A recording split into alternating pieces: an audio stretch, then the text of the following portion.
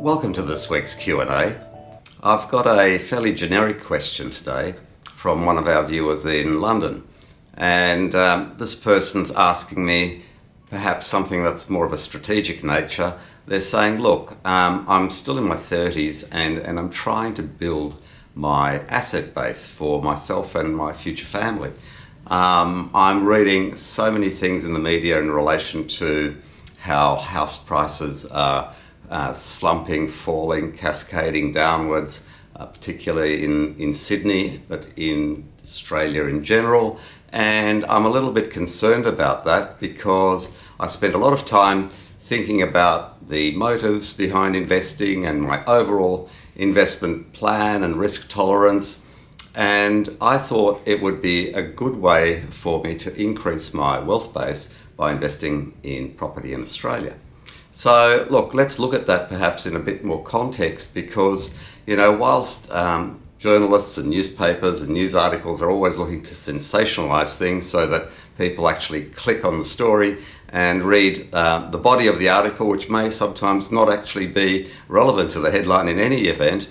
But in this instance, we've got to look at other asset classes as well. And growth assets are generally looked at as being equity-based, so shares or property. And if we look at mark-to-market assets and perhaps the major stock market indices in the US, in Europe, in Asia, and in Australia, we can see that a lot of those are down, over 25%, in some instances over 35%. So we've got to bear everything in mind, I suppose, in relation to how we react to these things. And as I've often told people, if nothing has changed in your life, then you really need to consider that your original decision was potentially the best one to take if you thought about that carefully, and you remain invested as you should. The difference between the asset classes is that with equities, for example, it's easy to sell a small or a larger portion of your holding and it's relatively inexpensive.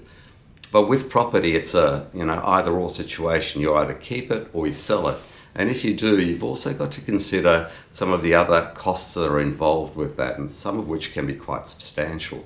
So we can go into all of those in greater detail for people if need be, but I think it's important to bear all those things in mind and any tax implications which may impact you, because they can also be quite considerable. So a lot of things to think about there.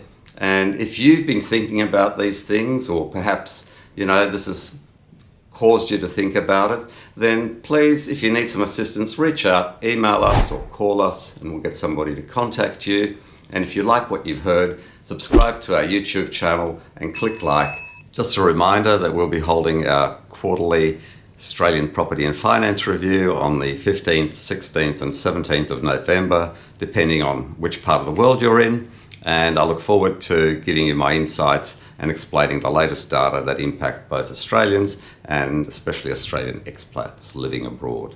I'm Andrew Unterweger, and I'll see you then.